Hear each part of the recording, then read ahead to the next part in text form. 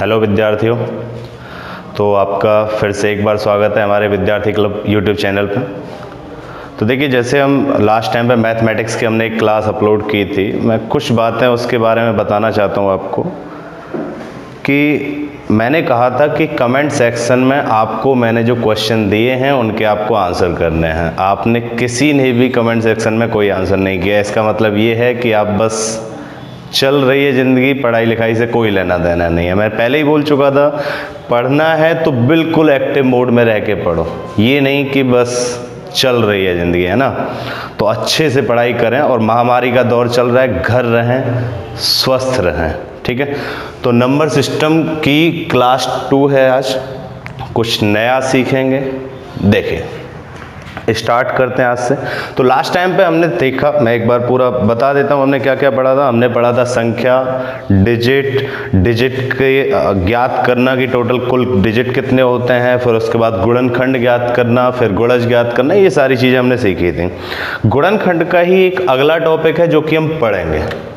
तो गुणनखंडों का अगला जो टॉपिक है वो बहुत ज़्यादा इम्पोर्टेंट है एग्जाम पॉइंट ऑफ व्यू से।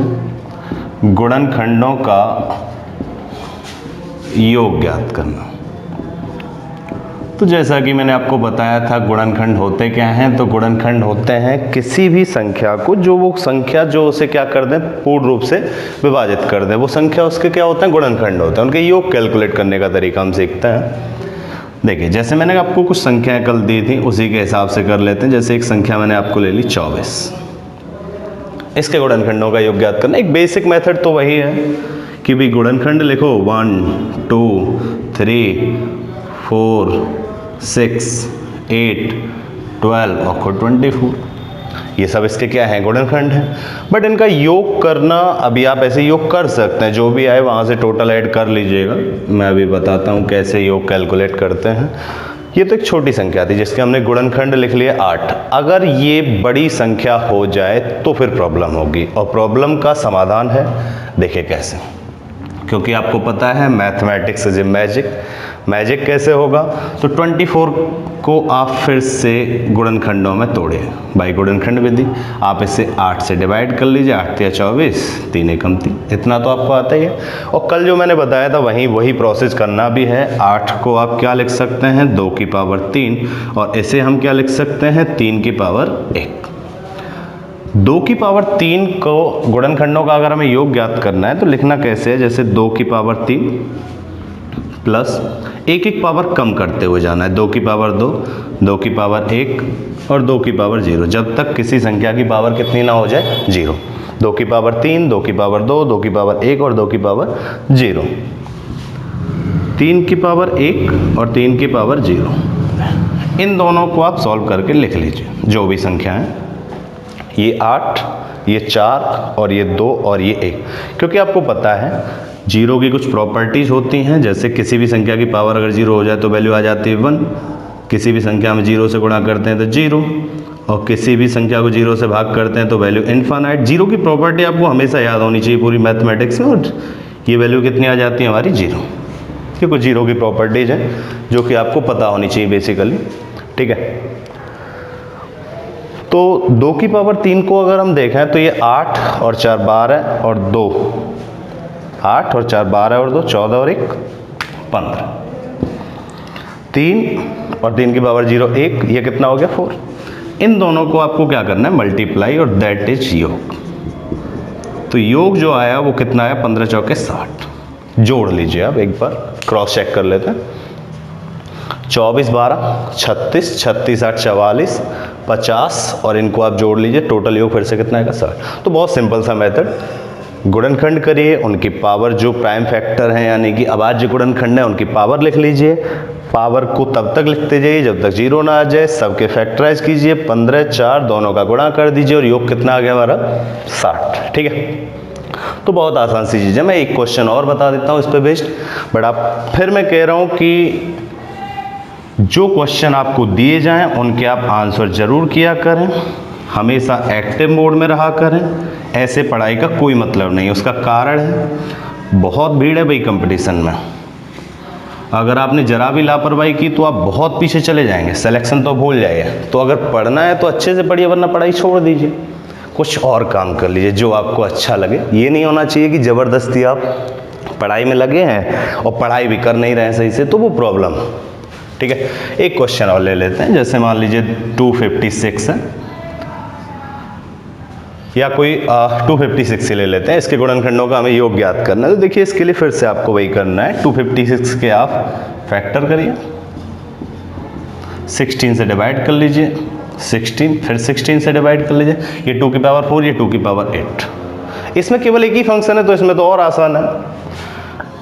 2 की पावर कितना हो जाएगा टोटल 8। इसे आपको तब तक लिखना है 2 की पावर 8 प्लस 2 की पावर 7 प्लस 2 की पावर 6 प्लस कहाँ तक लिखना है, मैं लिख देता हूँ पूरा, 2 की पावर 5, 2 की पावर 4, 2 की पावर 3, 2 की पावर 2 और 2 की पावर 1। कहाँ तक लिखना है, जब तक पावर क्या ना हो जाए 0। इसका आप आंसर मुझे कमेंट सेक्शन में बताइएगा कि इसको सॉल्व करने के बाद क्या आंसर आ रहा है। अब आप ये कहेंगे ये तो बहुत लंबा हो गया, ये लंबा नहीं है। आप इसके गुणनखंड लिख के फिर से जोड़ के देख लेना, आपको खुद पता चल जाएगा कौन बड़ा और कौन छोटा। तो ये है गुणनखंडों का योग ज्ञात करना, बहुत बेसिक सा पार्ट था जो कि हमने सीखा। आगे कंटिन्यू करते हैं। तो अभी तक देखिए, अभी तक जो चीज़ें हमने सीखी, डिजिट और नंबर यानी कि अंक और संख्या के बारे में हमने पढ़ा। उसी से रिलेटेड, संख्या से ही रिलेटेड कुछ क्वेश्चंस और बनते हैं हमारे नंबर सिस्टम टॉपिक में, वो भी हम पढ़ते हैं। देखिए कैसे, जैसे नेक्स्ट टॉपिक है हमारा, जब किसी संख्या के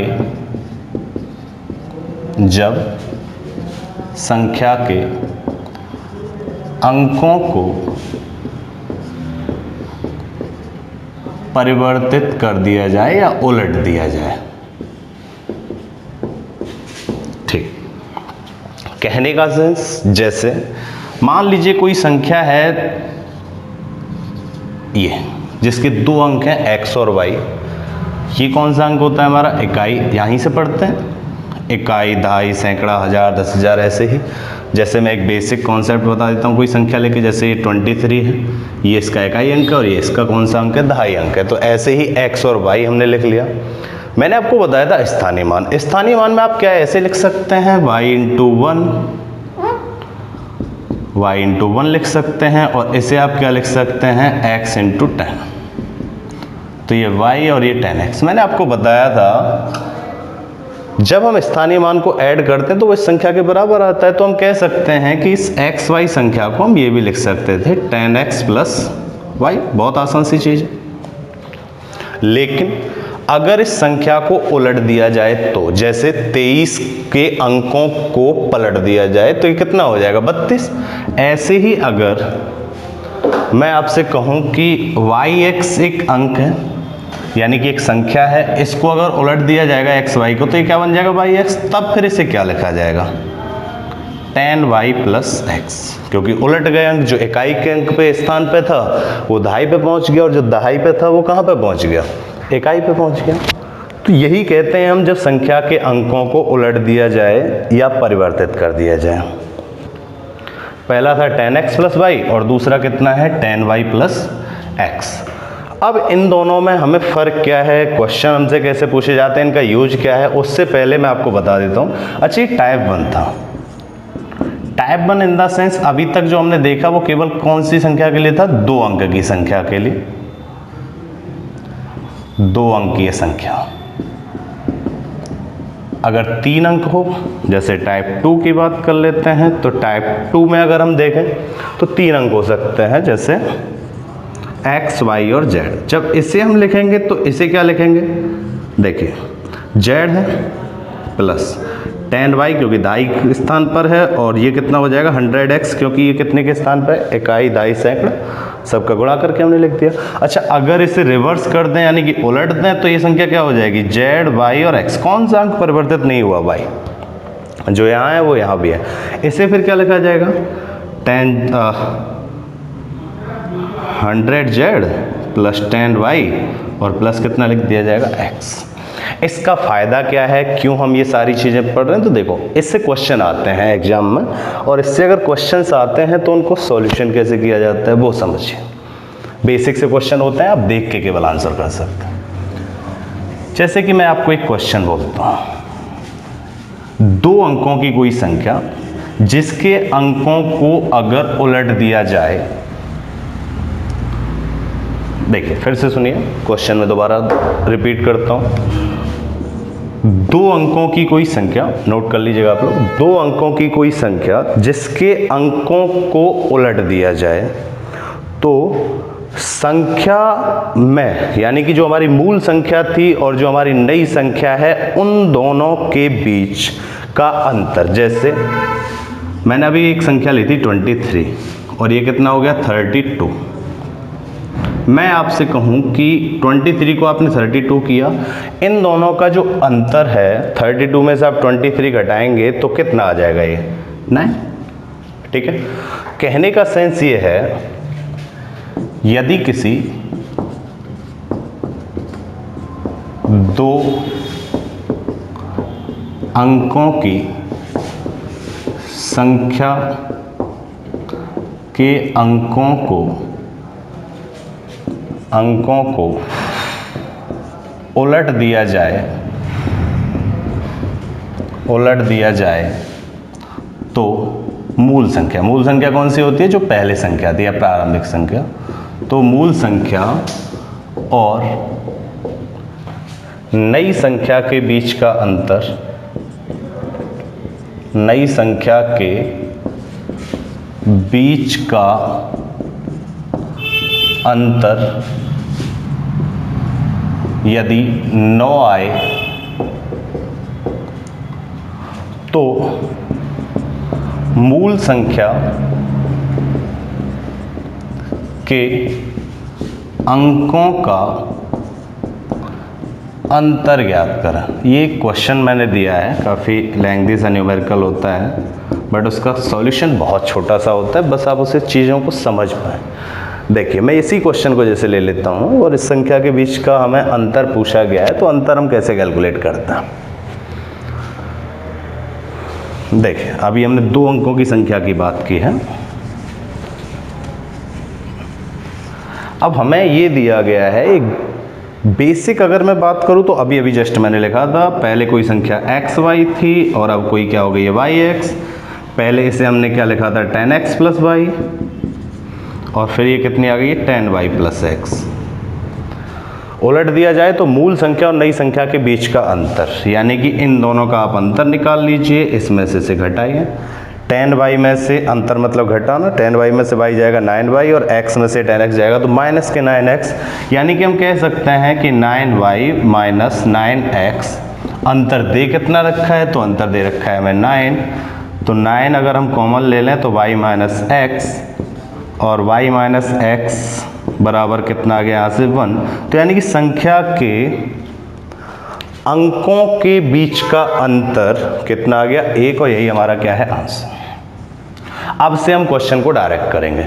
कैसे डायरेक्ट करेंगे, देखिए हमेशा ये फिक्स है कि ये जो अंतर आएगा ये 9 के कोई ना कोई गुणज में ही आएगा, और 9 के गुणज में ही आएगा तो हमें पता है हमेशा हमें अंतर ऐसे ही निकालना है, और ये 9 आना ही आना है, तो 9 से हमेशा इससे डिवाइड करना ही करना है। कहने का सेंस मेरा ये है, मैं एक क्वेश्चन दूसरा लेता हूँ जिसको आप बड़ी आसानी से कर सकते हैं। मैं इस क्वेश्चन में थोड़ा सा चेंज करूँगा माइनर, और ये x y वगैरह कुछ भी नहीं लिखूँगा, बहुत सिंपल वे में आप देख के आंसर कर सकते हैं क्वेश्चन का, बस चीज़ों को आप समझ पाएँ। कोई चीज़ समझ में ना आई हो तो वीडियो को बैक करके दोबारा से देखिएगा। मैंने कहा यदि कोई 2 अंकों की संख्या के अंकों को उलट दिया जाए तो मूल संख्या और नई संख्या के बीच का अंतर, मैं इस बार कर देता हूं 27। हमेशा जो अंतर आएगा वो आप कोई भी संख्या देख लीजिएगा, जैसे मैं आपको लिखूं 63, 39, इनको आप उलट लीजिएगा, इनका जो अंतर आएगा वो 9 के गुणज में ही आएगा। और कोई संख्या ले लीजिए जैसे 87, 78, इनका भी जो अंतर आएगा वो 9 के मल्टीपल में ही कोई ना कोई आएगा। तो इस बार मैंने कहा नई संख्या के बीच का अंतर यदि 27 आए तो मूल संख्या के अंकों का अंतर ज्ञात करो। तो करना क्या है, डायरेक्ट इस 27 को यहाँ से उठाओ, 9 से डिवाइड कर दो, और यही उन संख्या के अंकों के बीच का क्या होता है अंतर। तो अंतर जो आ गया वो कितना आ गया हमारा 3। तो बिना पेन पेपर के भी आप इस क्वेश्चन को सॉल्व कर सकते थे, बस चीज़ों के बारे में आपको पहले से जानकारी हो। तो ठीक है, यहाँ तक कोई प्रॉब्लम नहीं होनी चाहिए किसी को। आगे अगर हम कंटिन्यू करें, इसी क्वेश्चन का थोड़ा सा मॉडिफाइड रूप भी मिलता है अगले क्वेश्चन में, जिसमें थोड़ा आपको एक्स्ट्रा मेहनत कर सकती है। जैसे अगर वो संख्या पूछ ले, अच्छा यहाँ तक हम संख्या नहीं बता सकते थे कि वो कौन सी संख्या, बहुत सारी संख्या ऐसी हो सकती हैं, बट संख्या कब पूछेगा वो। तो देखिए एक क्वेश्चन और लेते हैं, इसी को थोड़ा सा मॉडिफाई करते हैं।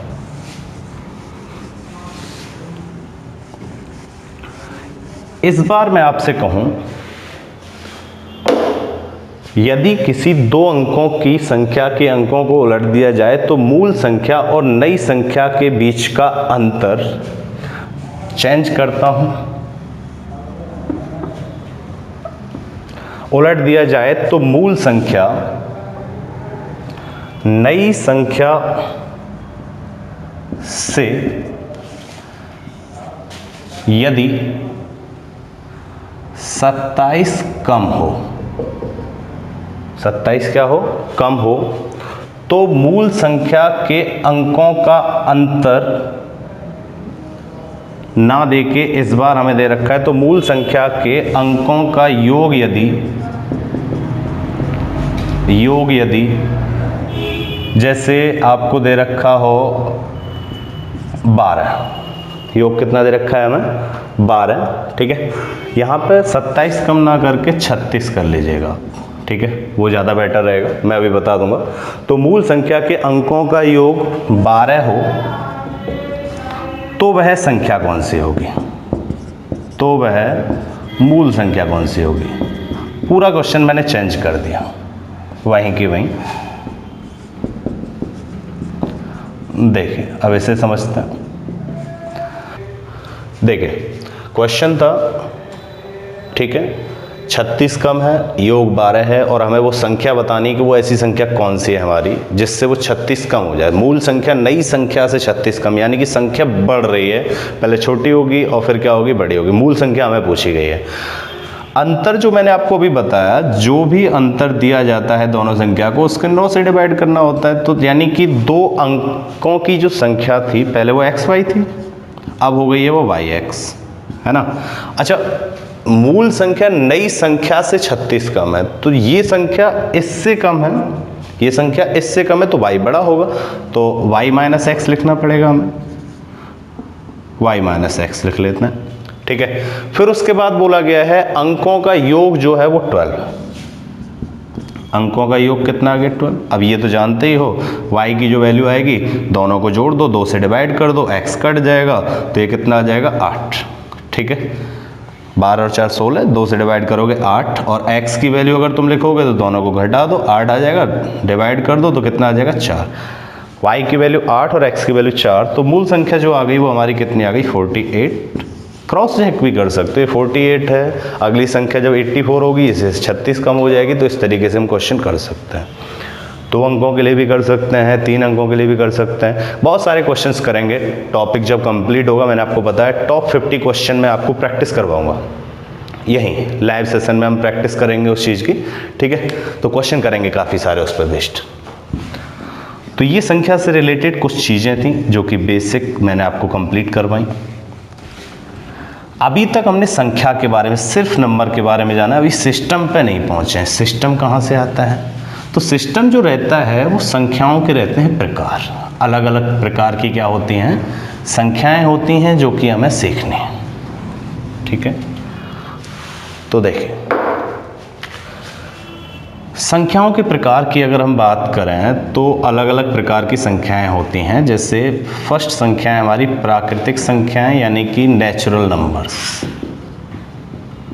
प्राकृतिक संख्याएं कौन सी होती हैं, देखें सीधी सीधी सी बात है, 1 2 3 4 और अप टू इनफाइनाइट। कोई भी पॉइंट नहीं आता है, कोई भी नेगेटिव नहीं आता है, कोई भी भिन्नात्मक पार्ट नहीं आता है, नेचुरल नंबर्स होता है। उसके बाद अगर मैं बात करूं संपूर्ण संख्याओं की, यानी कि होल नंबर्स, इंग्लिश में मैं रिपीट कर रहा हूं, देख लीजिएगा कोई प्रॉब्लम हो तो। होल नंबर्स केवल क्या आता है, इन संख्याओं में अगर हम 0 ऐड कर दें तो वो जो सभी संख्याएं, संपूर्ण मतलब होल मतलब सभी संख्याएं, तो 0 से लेकर इनफाइनाइट तक हो जाते हैं। इसके बाद अगर हम बात करें पूर्णांक संख्या, अब पूर्णांक संख्याएं कौन सी होती हैं, देखिए पूर्णांक संख्या मतलब इंटीजर नंबर्स, और इंटीजर नंबर को वैसे तो दो पार्ट में डिवाइड किया जाता है। दो टाइप के इंटीजर नंबर होते हैं हमारे, एक होते हैं हमारे धनात्मक पूर्णांक और दूसरे कौन से होते हैं हमारे ऋणात्मक पूर्णांक। ये दो टाइप के पूर्णांक होते हैं हमारे, इंटीजर नंबर्स होते हैं।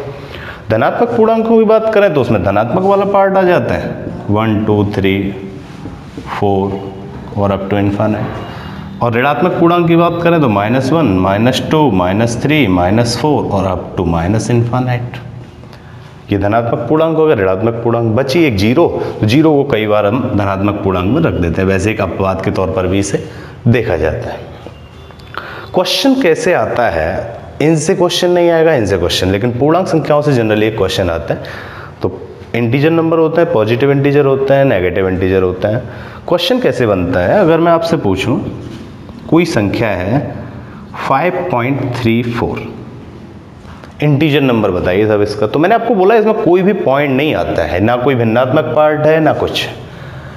इसका जो इंटीजर नंबर होगा यानी कि पूर्णांक संख्या होगी वो कितनी हो जाएगी, 5। कारण पॉइंट के बाद जो संख्या है अगर वो 5 से बड़ी हो जाए तो हम यहाँ पर राउंड ऑफ करते हैं, तो 6 ले लेते। जैसे अगर कभी लिखा हो 5.64 तो ये 5 से बड़ी आ गई, तो अगली संख्या लेंगे जो इसके नज़दीक हो, जो इसके नज़दीक हो। इसके नज़दीक थी 5 लेकिन इसके नज़दीक कौन सी है, 6, तो इसका पूर्णांक मान 5 आएगा और इसका पूर्णांक मान कितना आएगा, 6।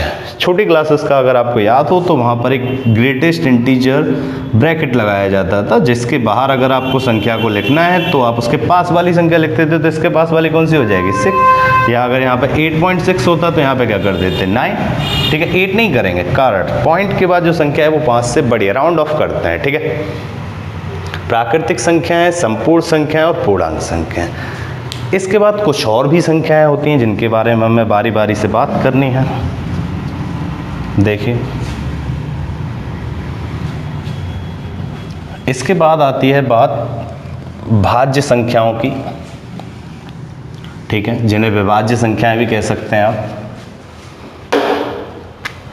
कौन सी, भाज्य संख्या।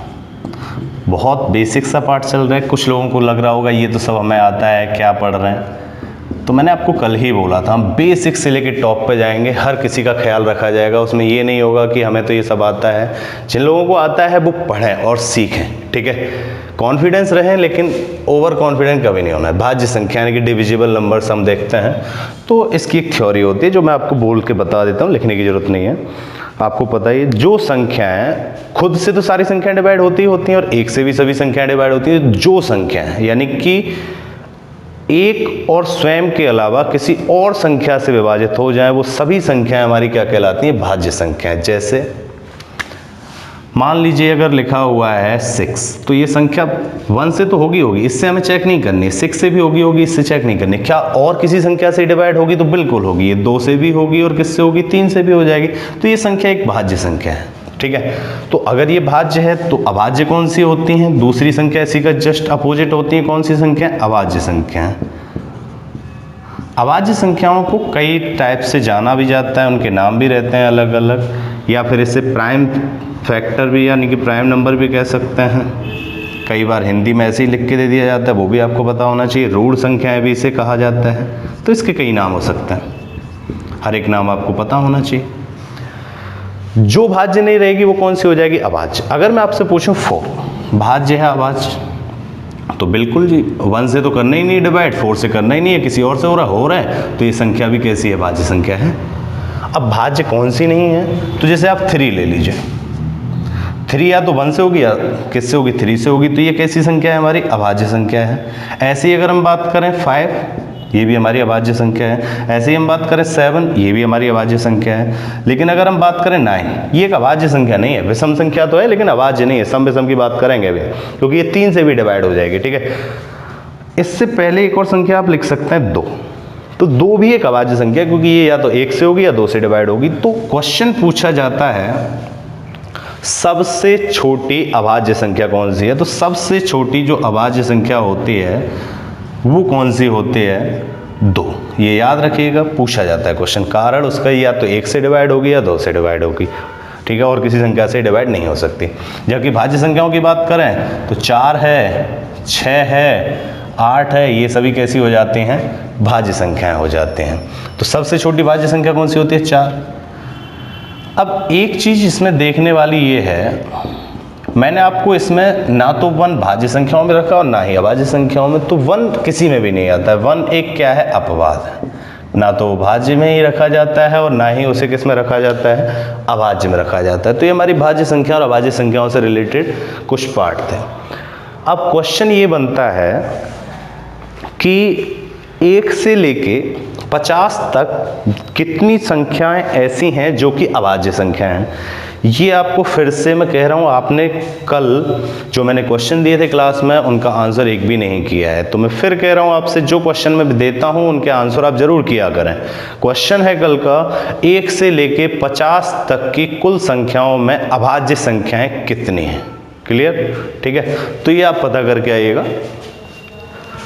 1 से लेके 50 तक कैलकुलेट कर लीजिएगा और फिर 1 से लेके 100 तक। मोस्टली क्वेश्चन यही पूछे जाते हैं, इससे ज़्यादा पूछे नहीं जाते हैं जनरली क्वेश्चन, ठीक है।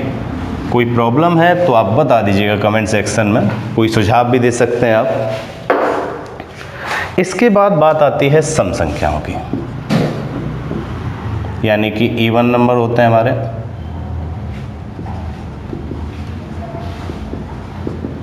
ठीक है, और दूसरा इसका जस्ट अपोजिट होता है हमारा विषम संख्याएं, यानी कि ऑड नंबर्स।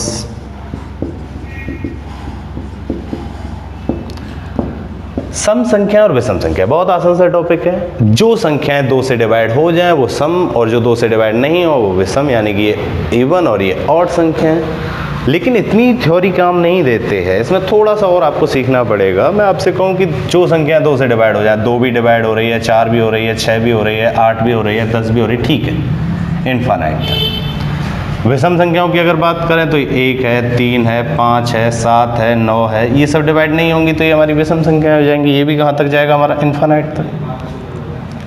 लेकिन अगर मैं आपसे कहूँ कि -6 क्या एक सम संख्या है, आप कहेंगे हो सकती है क्योंकि ये 2 से डिवाइड है, लेकिन ऐसा नहीं है। सम संख्याओं की अगर हम फुल डिस्क्रिप्शन में अगर जाएंगे तो फुल डिस्कशन इसका करें तो होता क्या है, जो प्राकृतिक संख्या, प्राकृतिक संख्या कौन सी होती है, 1 से लेकर इनफाइनाइट तक, उसमें ना नेगेटिव होता है ना पॉइंट होता है। जो संख्याएं, जो प्राकृतिक संख्याएं 2 से डिवाइड हो जाए वही सम संख्याएं होती हैं, तो नेगेटिव वाली सम संख्या नहीं होती हैं। तो ये सम संख्या 2, 4, 6, 8, 10 और विषम संख्या कौन सी होती है, 1, 3, 5, 7, 9 इनफाइनाइट। तो ये सब सम संख्या और विषम संख्याओं पर रिलेटेड बात थी। सम संख्याओं से और विषम संख्याओं से कुछ क्वेश्चंस कर लेते हैं। चलिए, तो बात आती है सबसे छोटी सम संख्या बताइए, और मैंने आपको ऑप्शन दे दीजिए, मान लीजिए कि -6, 2, -4, -2, या फिर इसे मैं प्लस कर देता हूं। तो सबसे छोटी सम संख्या, तो आंसर आप ये नहीं कर सकते भले ये छोटे हैं क्योंकि ये नेगेटिव है, तो सबसे छोटी सम संख्या कौन सी हो जाएगी हमारी, 2। ऐसी ही सबसे छोटी जो विषम संख्या होती है वो हमारी कौन सी होती है, 1, ठीक है। तो ये सम संख्या और विषम संख्या वाला पार्ट था, यानी कि इवन और ऑड वाला पार्ट। इसके बाद संख्याएं रहती हैं, नेक्स्ट टाइप की संख्याएं हैं वास्तविक संख्या, यानी कि रियल नंबर्स, और इसकी जस्ट अपोजिट होती है हमारी काल्पनिक संख्याएं, यानी कि इमेजिनरी नंबर। बहुत छोटे छोटे से पार्ट हैं, लेकिन इनसे क्वेश्चन पूछे जाते हैं कंपटीशन एग्जाम में, तो आपको ये पढ़ना तो पड़ेगा। भले ही आपको ये चीज़ें ऐसी लगें पता नहीं क्या चल रहा है, छोटी छोटी चीज़ें बेसिक जो कि हमें पहले से आती, ठीक है, आती हैं, अच्छी बात है, नहीं आती हैं तो सीखिए। वास्तविक संख्या यानी कि रियल नंबर, काल्पनिक संख्या इमेजिनरी नंबर। वास्तविक संख्याएं कौन सी होती हैं, जो हम चतुर्थांश हमारा होता है, पढ़ा होगा आपने, 8वीं क्लास में ही पढ़ते हैं हम, 6th क्लास में भी थोड़ा बहुत ब्यौरा है इसका।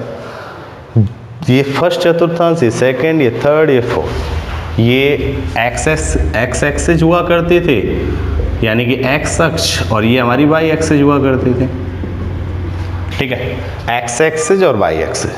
तो जिन संख्याओं को इस चतुर्थांश में निरूपित किया जा सके या दर्शाया जा सके या शो किया जा सके वो संख्या हमारी रियल नंबर्स होती हैं। जैसे आप लिख दो 1 और 2, यानी कि x की वैल्यू 1 और y की वैल्यू 2, तो यहाँ पे आ जाएगी। अगर आप कहोगे -1 और 2, y की वैल्यू पॉजिटिव इधर और माइनस ये, तो यहाँ पे ये -x होता है और ये -y होता है। ठीक है, इस तरीके से आप अगर इधर लिखेंगे तो इधर लिख देंगे -3, x भी माइनस में और y भी माइनस में है, लेकिन इधर आप लिखेंगे तो x पॉजिटिव हो जाएगा और y कैसा हो जाएगा, नेगेटिव हो जाएगा। तो ये कुछ डिनोट करने का तरीका है जो कि आप कर सकते हैं।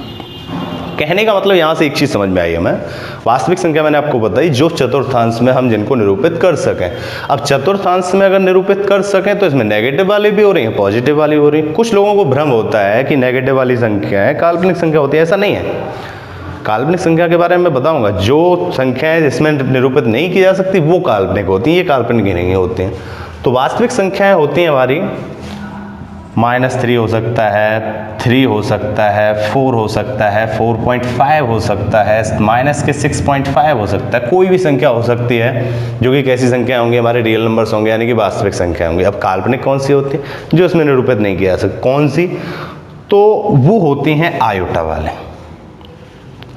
आयोटा क्या होता है, इसे बोलते हैं आयोटा, मैथमेटिकल टर्म है जो कि आपको पता होना चाहिए। इसकी जो वैल्यू होती है वो होती है √-1, यानी कि आप i² बराबर क्या लिख सकते हैं, -1, ये वैल्यू इसकी होती है। इसका मतलब क्या है, देखिए बहुत छोटी सी चीज़ मैं बता रहा हूँ जो कि बहुत ज़रूरी है।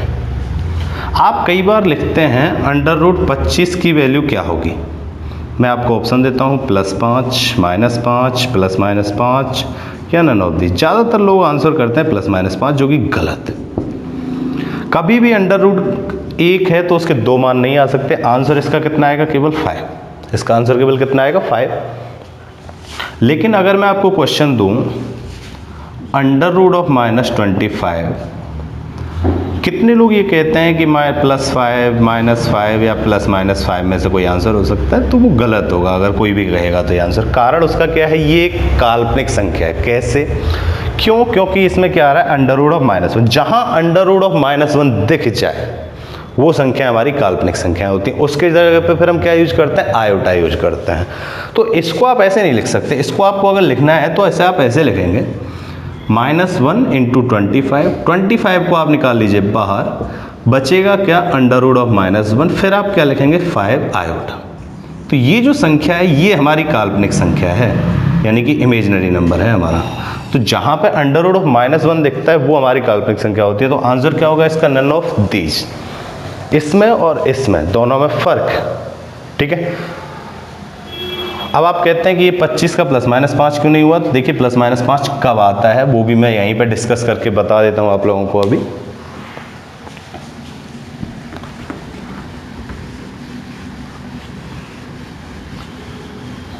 देखें,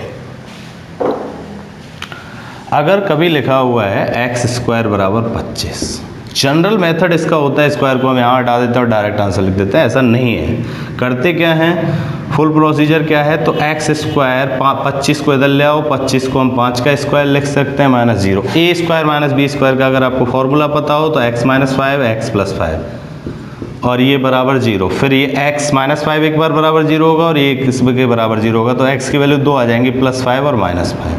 तो इसका मतलब ये जो फंडा होता है इसको हम डायरेक्ट लिख सकते हैं। जब हम एक साइड से स्क्वायर दूसरी साइड लेके जाते हैं तो +- पहले ही लगा लेते हैं। तो +- अगर पहले ही लगा लेते हैं तो आंसर कितना आ जाता है हमारा, +-5, जो कि हमने यहाँ पे भी देखा। ठीक है, तो दो अलग अलग चीजें थी, ये वास्तविक संख्या, काल्पनिक संख्या। काल्पनिक संख्या कब आएंगी, केवल जहां पे आयोटा टर्म आएगा। आयोटा का टर्म कब आएगा, जब √ क्या हो उसमें -1, तभी केवल उसमें आयोटा का टर्म आ सकता है, अन्यथा आयोटा का टर्म नहीं आएगा। ठीक है, तो देखिए नंबर सिस्टम में हमने बहुत कुछ पढ़ा, आगे भी क्लासेस चलती रहेंगी। लगभग 10 टॉपिक में 30-30 मिनट के 10 वीडियो होंगे जिनमें नंबर सिस्टम जाके कंप्लीट होगा। बड़ा टॉपिक है, अच्छा टॉपिक है, बेसिक टॉपिक है, देख के आंसर करने वाला होता है, बस आप उन चीज़ों को सीख लें। आज से आपको चैनल पे मैथ की क्लास के साथ साथ रीजनिंग की भी क्लास प्रोवाइड करवाई जाएगी, उसे भी आप पढ़ें, देखें, समझें और अपने दोस्तों के साथ शेयर करें वीडियोज़ को, और चैनल को सब्सक्राइब कर लें। और कोई भी समस्या है, कोई भी सुझाव देना है तो आप हमें कमेंट में आके बता सकते हैं। बट आपको कोई भी क्वेश्चन दिया जाता है उसका भी आंसर आप हमें कमेंट सेक्शन में लाके देंगे। अगर नहीं आता है तो आप पूछिए, हम बताने के लिए तैयार हैं। बाकी 1-2 दिन में करंट अफेयर की भी क्लास स्टार्ट होने वाली हैं, जीएस की भी क्लास स्टार्ट होने वाली है। सभी क्लासेस धीरे धीरे स्टार्ट हो जाएंगी एक टाइम के बाद। ठीक है, चलिए, थैंक यू।